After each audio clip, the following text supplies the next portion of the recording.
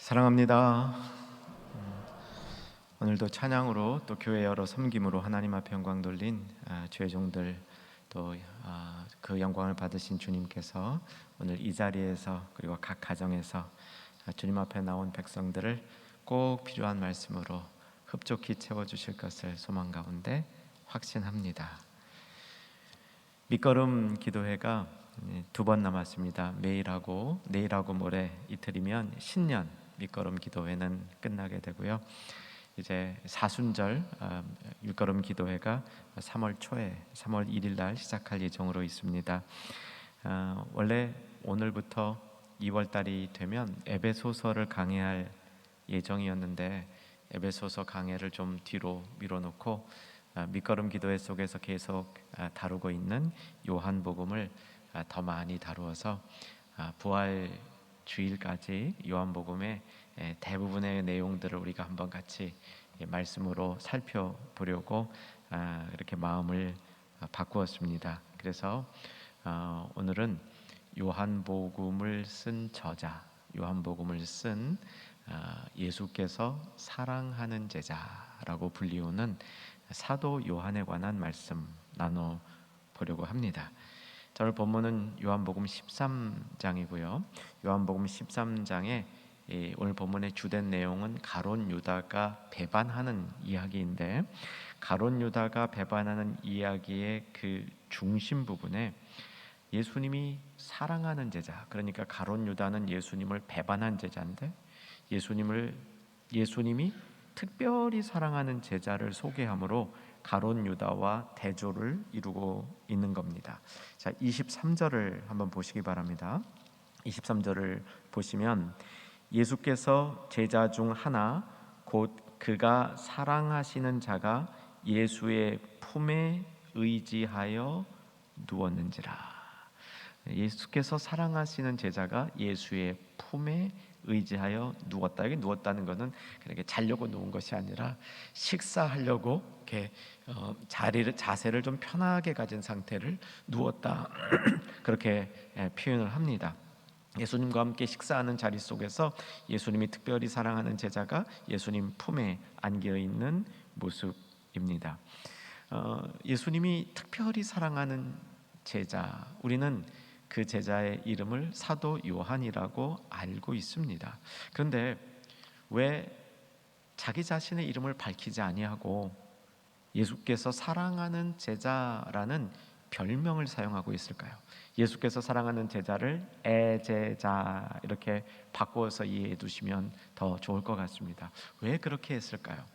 사실 역사적인 관점에서 요한복음을 보게 되면 요한 사도는 굉장히 늦게까지 생존해 있었습니다. 사실은 아주 오랜 기간을 예수님의 육신의 어머니 되시는 마리아를 돌보느라고 보냈습니다. 한 60년 보낸 것 같아요.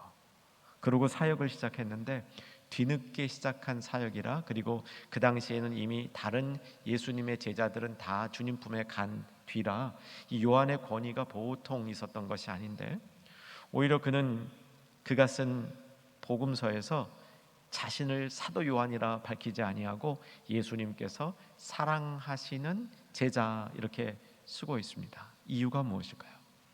이것은 우리를 위한 겁니다. 예수님을 따라가는 수많은 후대의 제자들이 어떤 롤 모델, 어떤 사람을 자신의 역할의 본으로 삼을 것인가 이렇게 생각할 때 예수님을 사랑하는 자들은 예수님으로부터 사랑을 받은 자들이다. 예수님이 사랑하시는 그 제자, 자기 자신의 이름을 거명하지 않고 그 제자들처럼 다음 시대에 예수님을 사랑하는 모든 사람들이 그런 이 자신의 모습을 따라와 달라라는 뜻으로 이렇게 표현한 것으로 이해하면 좋겠습니다. 오늘 말씀을 들으면서 사랑하는 충현의 가족들, 하나님의 백성들, 우리 또 마음속에 소망을 가지십시다. 우리가 좋은 신앙을 갖는 건요, 마음속에 사모함이 있는 겁니다. 성경을 보고 좋은 것 보면서 나도 저렇게 돼야지, 나도 저런 복을 받아야지, 나도 하나님과 저런 관계를 가져야지라는 사모함이 있는 것이 신령한 예배의 핵심인 줄로 아시기 바랍니다.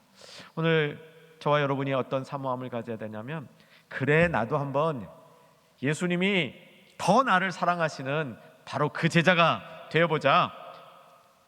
사도 요한이 예수님이 사랑하시는 제자라고 이렇게 객관적인 모델로 제시했던 그래, 저 모델, 저 모습 나도 한번 따라가 보자, 이런 마음으로 오늘 말씀을 대하시고 이 말씀에 운동력이 내 안으로 들어와서 나를 이렇게 변화시킬 때 복이 있는 성도 되는 줄로 믿습니다. 요한복음에 보면 예수님이 사랑하시는 제자, 곧 저자인 사도 요한을 가리키는 표현이 7번 정도 나오고 있습니다. 그 중에 하나는 여러분 알고 있는 부분도 있습니다. 예수님이 부활하셨다는 소식을 듣고 베드로와 요한이 막 달려갑니다. 원래 이 뜀박질은 베드로가 요한이 더 잘해요. 요한이 더 미첩했습니다. 그래서 무덤 앞에 딱 도착은 요한이 먼저 했는데 요한은 도착해서 조금 조심스러워 무덤 안에 들어갈까 말까 망설이는데 베드로는 늦게 달려왔지만 그냥 보지 않고 믿음으로 무덤 속으로 달려 들어가는 이런 차이점이 있죠. 베드로와 요한에게는 서로 다른 점이 있습니다. 그런데 이 다른 점 중에서 예수님이 베드로뿐만 아니라 요한을 참 사랑하셨다는 겁니다. 어쩌면 베드로는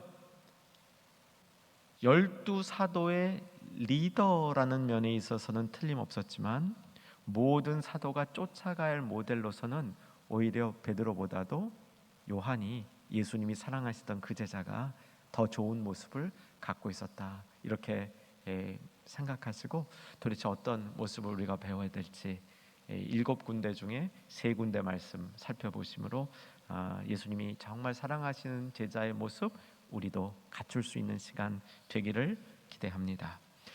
첫 번째 예수님이 사랑하시는 제자는 오늘 본문에 있는 대로 마지막 식사 때입니다.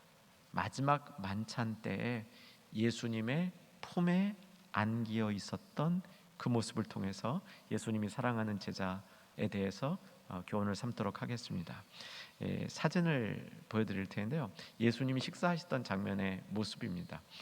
레오나르도 다빈치가 그린 그림, 잘 아는 그림이죠.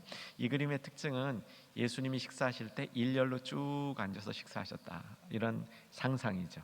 예수님이 가운데 계셨고 아마 예수님 오른쪽 왼쪽 자리가 이 식탁에서도 중요한 자리였을 것이다 추측해 볼 수 있겠습니다.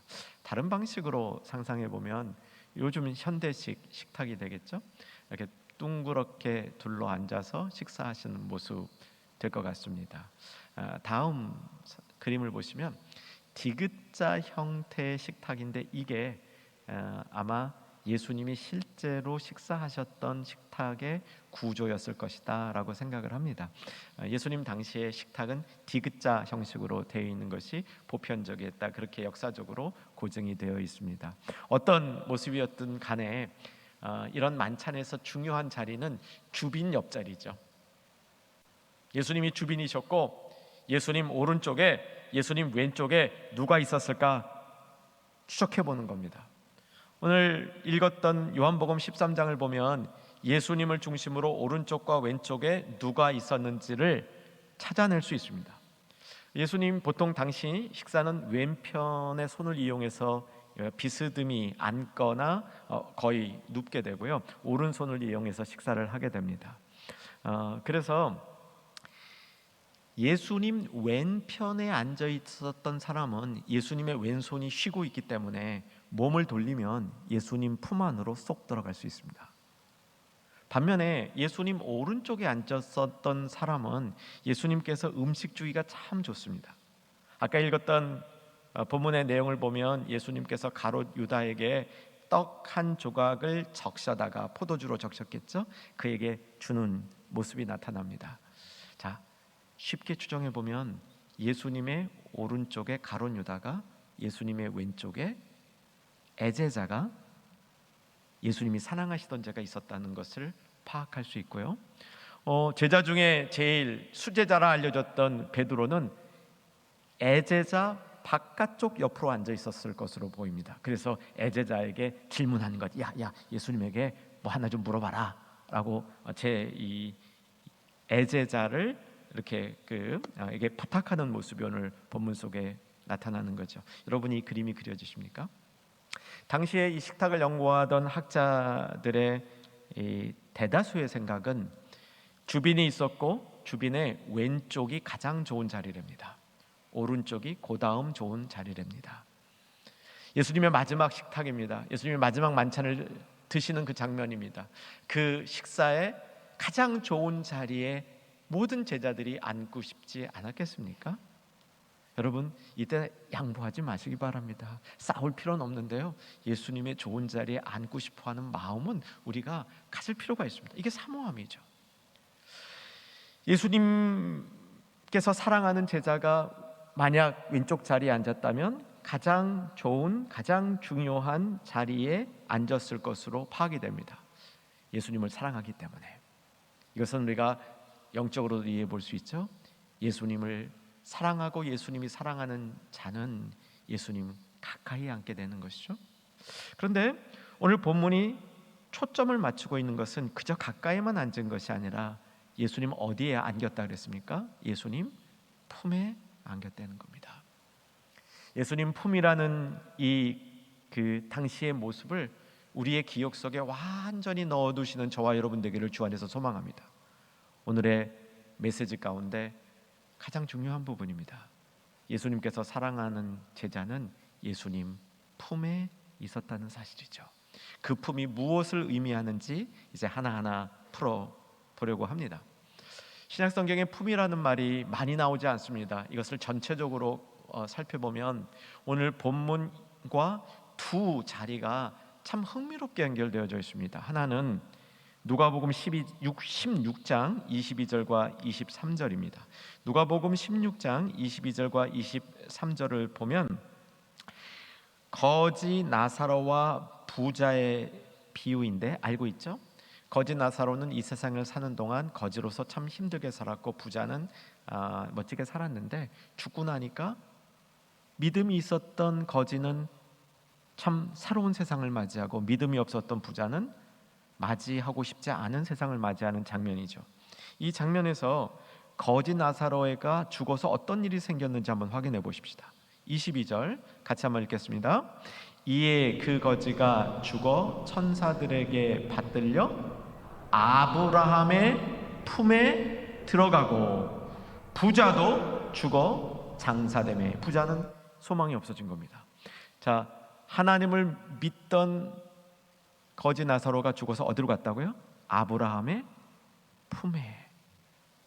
구원받은 사람이 평생 있는 곳을 상징적으로 아브라함의 품이라고 얘기하는 겁니다. 그것은 하나님의 품을 얘기하는 거죠. 천국을 의미한다 볼 수 있겠습니다. 하나님과 온전한 교제가 있는 다른 어떤 것으로부터 방해받지 아니하는 하나님과 밀접한 관계 속으로 들어갔다, 천국에 갔다 하는 모습을 아브라함의 품에 안긴 것으로 설명합니다.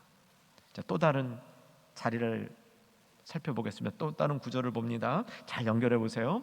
요한복음 1장 18절입니다. 요한복음 1장 18절 말씀. 자, 똑같이 한번 읽겠습니다. 본래 하나님을 본 사람이 없으되 아버지 품속에 있는 독생하신 하나님이 나타내셨느니라. 예수님이 이 땅에 오시기 전에, 그러니까 이 땅의 역사가 또 시작되기 전에 아들 하나님은 아버지 하나님과 같이 있었는데 그것을 어떻게 표현하냐면 아버지 품속에 있었다라고 얘기하는 겁니다. 아들과 아버지가 참 친밀하게 교제하고 있었다라는 것을 보여주는 거죠. 자, 이제 어떤 그림이 그려집니까? 세상 있기 전에 하나님 품속에 예수님이 계시다가 예수님이 이 땅에 오셔서 하나님의 자녀들, 예수님의 제자들을 그 품에 안아주시고 그 제자들이 죽어서는 아브라함 품에 안긴다.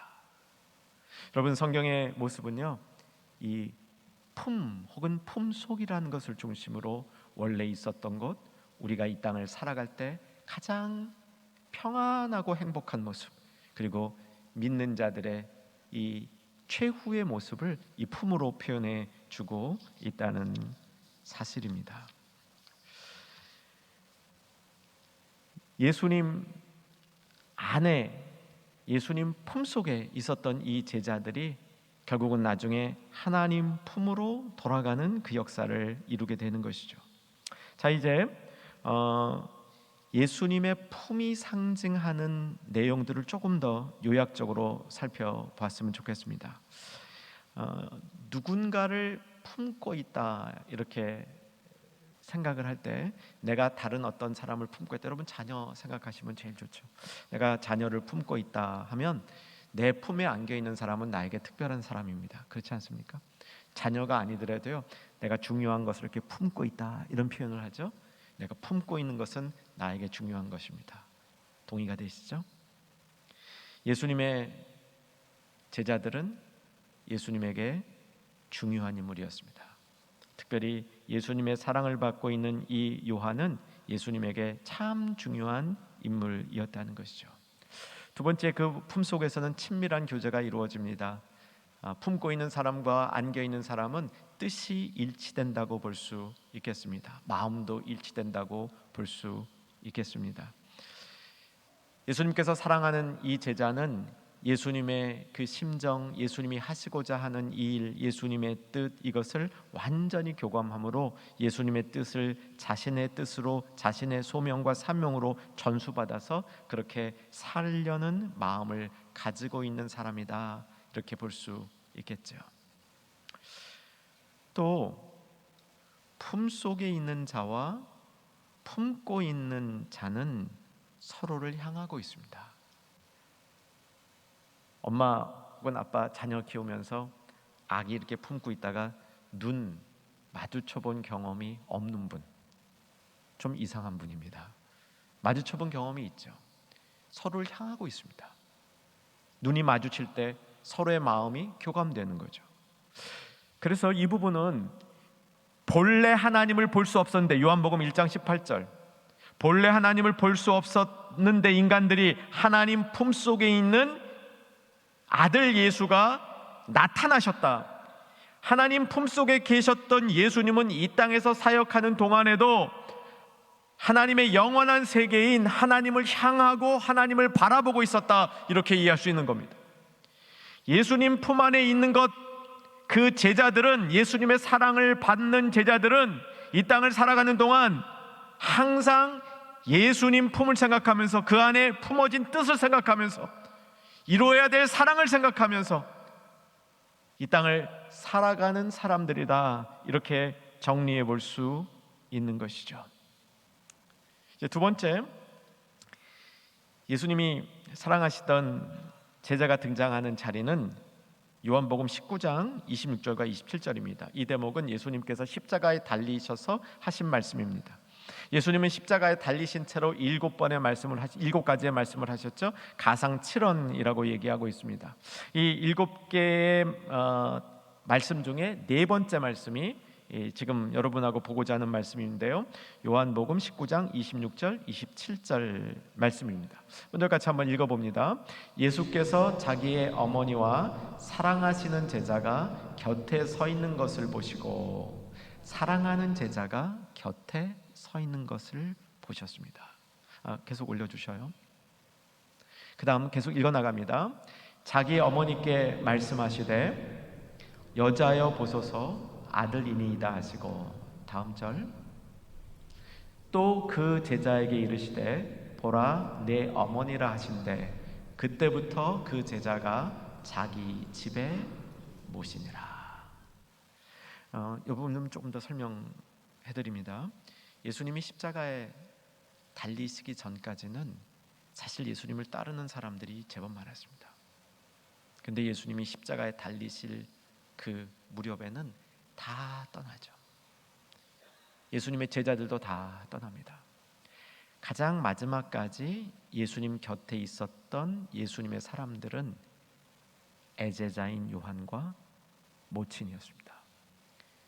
예수님은 이제 마지막 숨을 거두시기 직전에 다소 그 마음이 평안해지시면서 두 사람에게 서로가 가족이라는 것을 얘기해 줍니다. 사랑하는 제자에게 내 어머니다, 육신의 어머니에게 아들입니다, 라고 설명해 주는 거예요. 좀 의아스러운 장면입니다. 물론 예수님께서 이 땅을 떠나시니까 예수님도 인간인지라 어머니 걱정을 할 수 있었고, 그 어머니가 어머니를 돌볼 분이 필요했고, 그래서 가장 자기가 아끼는 제자라고 할 수 있는 요한에게 맡겼다, 이렇게 이해해 볼 수 있습니다. 그래서 예수께서 사랑하시는 제자는 어쩌면 예수님의 사사로운 일까지도, 예수님의 개인적인 일까지도 맡길 만한 그런 친밀함이 있는, 친근감이 있는 그런 사람이다, 이렇게 볼 수 있겠습니다. 이 말은 맞습니다. 그런데 거기서만 끝나는 것 같지 않습니다. 좀 더 깊은 의미가 있죠. 예수님께서 십자가에 못 박히시면서 네 번째 하신 말씀, 사랑하는 자에게 네 어머니다, 육신 어머니에게 아들입니다 라고 말한 이 말씀에 성경학자들은 교회에 관한 모습이 담겨 있다, 이렇게 풀이를 합니다. 무슨 얘기인지 설명해 드릴게요. 여러분, 교회는요, 진짜 육신으로 피를 나눈 형제 자매만 있는 곳이 아닙니다. 교회는요, 확대 가족이라 그러죠. 육신적으로 피를 나누지 않았지만 영적으로 하나가 되고 같은 예수님의 보혈을 소유한 사람들이 확대되어서 가족처럼 모인 것이 교회이죠. 이 장면은 교회가 어떻게 형성될 건가를 보여주고 있는 장면이라는 겁니다. 사랑하는 제자와 육신의 어머니가 실질적인 이런 모자 관계는 아니지만 예수 그리스도의 십자가를 통해서 이들이 가족처럼 연결되어지는 확대 가족이 되는 모습을 보여주고 있는 장면이라는 것이죠. 그렇다면 예수님이 사랑하는 제자가 가지고 있는 임무는 예수님과 너무 친근해서 예수님을 위하여 무슨 일도 할 수 있는 사람 맞습니다. 근데 거기서 끝나는 것이 아니라 그 예수님과의 친근함을 통하여 예수님이 주인인 공동체를 세우는 사람이라는 겁니다. 교회를 섬기는 사람이고 교회를 세우는 사람인데, 교회뿐만 아니라 그가 속한 모든 공동체 안에서 그 공동체를 아름답게 가꾸어가는 사람이라는 뜻입니다. 여러분, 예수님이 많이 사랑하는 제자 되어주시기를 주 안에서 소망합니다. 저도 예수님의 사랑을 많이 받는 제자 되기를 소망합니다. 예수님이 우리를 사랑하실 때 그 모습을 하나하나 성경을 통해서 우리가 찾아보고 있습니다. 특별히 예수님이 십자가에 달리시면서 사랑하는 제자에게 하신 말씀은 우리에게 이렇게 의미가 이렇게 적용된다고 봅니다. 사랑하는 나의 제자들아, 네가 어디에 있든지 그 자리를 가꾸는 사람이 되어라. 그 자리에 그리스도의 정신이 나타나도록 그 자리를 일구고 가는 사람이 되어라. 무의미하게 있는 것이 아니라, 세상이 주는 역할값만 감당하려고 있는 것이 아니라 그리스도의 정신이 나타나는, 그래서 그 공동체가 세워지는 일을 하는 사람이 되어라. 이것이 나의 사랑을 받은 자들의 임무이고 그들이 할 수 있는 열매라고 말씀해 주고 계시는 거죠. 사랑하는 여러분, 예수님의 사랑을 더 많이 받는 제자, 그 제자가 이 세상 안에서 평화의 사람인 줄로 믿으시기 바랍니다. 화평케 하는 자의 복을 세상에 나누어 주는 사람이라고 볼 수 있겠습니다. 자, 세 번째 말씀을 찾아봅니다. 세 번째 말씀은 요한복음 마지막 장인데 21장, 요한복음 21장 맨 끝부분입니다. 요한복음 21장 24절 말씀, 요한복음 21장 24절 말씀으로 갑니다. 요한복음 21장 24절 말씀 같이 읽겠습니다. 이 일들을 증언하고 이 일들을 기록한 제자가 이 사람이라. 우리는 그의 증언이 참된 줄 아노라. 이 대목에서요, 요한복음을 쓴 사람을 밝히고 있죠. 우리는 다 이미 알고 있습니다. 요한복음은 사도 요한이 썼다, 이렇게 알고 있는데 밝히고 있어요. 이 요한복음을 쓴 사람이 이 사람이라. 근데 이 사람이 누구냐면 위에 20절로 올라가 보시면 베드로하고 요한과 대화를 이렇게 나누고 있는데 20절 제가 읽어드립니다. 베드로가 돌이켜 예수께서 사랑하시는 그 제자가 따르는 것을 보니 그는 만찬석에서 예수님의 품에 의지하여 주님을 파는 자가 누구오니까 묻던 자더라. 오늘 본문 이야기를 다시 한번 쓰고 있는 거예요. 저는 이것을 이렇게 보면서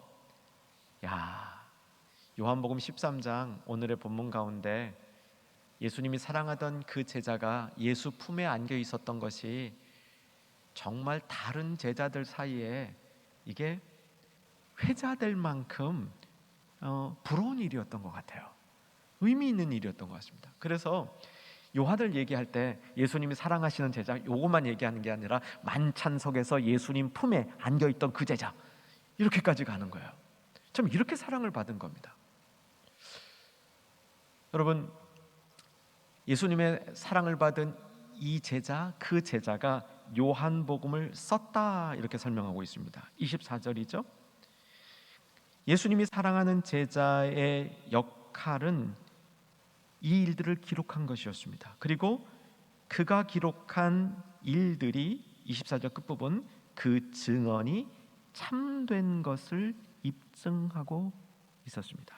25절까지 보십시다. 25절 예수께서 행하신 일이 이 이외에도 많으니 만일 낱낱이 기록된다면 이 세상이라도 이 기록된 책을 두기에 부족할 줄 아노라. 예수님이 행하신 일이 참 많다는 거예요. 이 중에 표적도 참 많다는 겁니다. 하늘을 두루마리 삼고 바다를 먹물 삼아도 하나님이 행하신 그 은혜 다 기록할 수 없겠네. 아멘 되세요? 예수님이 행하신 이 많은 표적들 중에서 표적이 뭐죠? 우리 믿음에 도움이 되는, 우리 믿음을 일으키는 그런 사건들이죠. 그것을 기억하며 기록한 사람이 예수님이 사랑하는 제자라는 겁니다. 바꿉니다.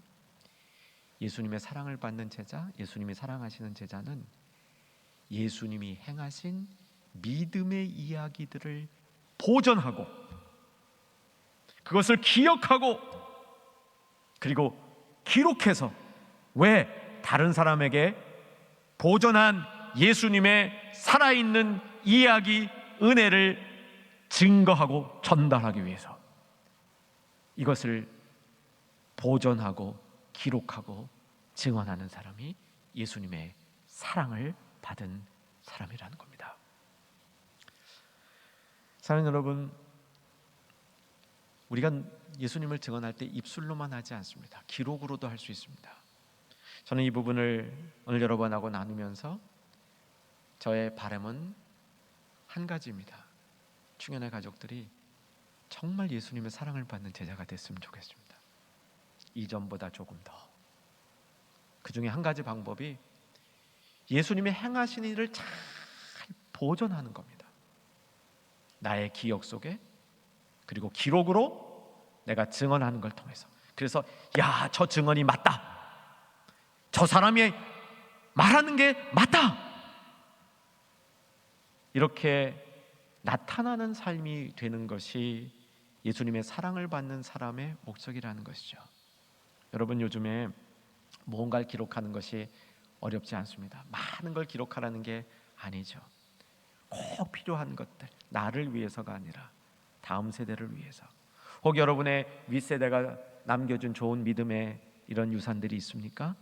여러분, 다음 세대에게 내가 이것만은 내 것이 아니라 위에서부터 전해 내려오는 이 믿음의 표적, 믿음을 불러일으키는 그 이야기들이 있습니까? 너무나 생생하게 내 삶 속에 간직한 그런 하나님을 증거할 그런 이야기들이 나에게 있습니까?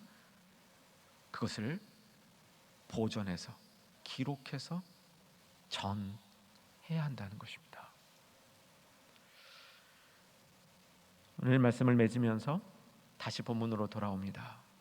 요한복음 13장으로 돌아옵니다. 요한복음 13장은 서두에 말씀드린 것처럼 가롯 유다가 배반하는 이야기였습니다. 예수님은 제자들과 사역을 하면서 가롯 유다가 배반할 이야기를 자주 하셨던 것 같습니다. 요한복음 6장에서부터 그 얘기가 시작이 되는데 13장 21절 오늘 본문이 시작하는 대목에서 예수님은 또 너희 중 하나가 나를 팔리라 이렇게 선포하죠. 제자들이 너무 궁금했습니다. 도대체 누굴까? 마음속에 더 이상 궁금해서 참을 수가 없었고요. 베드로가 자기 옆에 있는 요한을 꼬드기는 겁니다. 야, 네 옆에 선생님이 계시니까 네가 지금 제일 좋은 자리에 있잖아. 그 자리를 이용해가지고 한번 좀 여쭤봐. 누가 팔 건지 이렇게 주문을 하죠. 요한이 사랑받는 제자가 예수님께 질문을 합니다. 예수께 질문을 하니까 예수님께서 26절을 보시면 내가 떡 한 조각을 적셔다가 주는 자가 바로 나를 팔자다 이렇게 말씀하시고 떡 한 조각을 적셔서 자신의 오른쪽에 있는 가롯 유다에게 주는 겁니다. 그림이 그려지셔요. 계속 한 사람 옆으로 전달되는 겁니다. 가롯 유다가 예수님을 팔 것이 입증된 것이죠. 그 장면을 27절을 보면 조각을 받은 후 곧 사탄이 그 속에 들어간지라 이에 예수께서 유다에게 이르시되 네가 하는 일을 속히 하라 하시니 사탄이 그 유다 속으로 급하게 들어가는 장면이 27절에 묘사가 되고 있고요. 자, 결론을 보시면 30절입니다. 30절 다 찾으셨죠? 같이 한번 읽겠습니다. 시작. 유다가 그 조각을 받고 곧 나가니 밤이러라. 이 밤이러라는 이 영적인 어둠을 얘기하는 거죠. 사단이 역사할 때 보면요 급해요. 급하게 사단은 곧바로 유다 안에 들어가고요. 유다를 뒤흔들어 가지고 그 만찬석에서 떡 조각 받아들고 바로 그 뛰어나가도록 이 가롯 유다를 충동질하는 모습을 보게 됩니다. 이제 여기서 예수님이 사랑하는 제자의 모습을 유다를 통한 반면 교훈으로 찾아봐야 됩니다. 여러분, 예수님이 사랑하시는 제자와 유다의 가장 큰 차이점은 무엇이었냐면 둘 다 예수님을 중심으로 그날 가장 좋은 자리에 앉았던 두 사람이었습니다. 그런데 예수님이 사랑하시던 제자와 가롯 유다의 결정적인 차이는 가롯 유다는 떡 조각을 받아 들고 먹지 않았습니다. 30절에 보면 그 조각을 받고, 여기서는 받아 들고예요. 받아 들고 밖으로 급하게 뛰어 나간 겁니다. 어둠 속으로. 사랑하는 여러분, 예수님이 사랑하시는 제자는 그 떡을 먹는 자입니다. 포도주에 적셔진 그 떡을 먹는 자입니다. 성찬에 참여하는 자라는 뜻이죠. 예수님의 몸을 먹고 예수님의 피를 마셔서 예수님과 온전히 연합되어진 그 자들이 예수님의 사랑하는 제자의 첫 번째 가장 중요한 조건을 가진 자들입니다.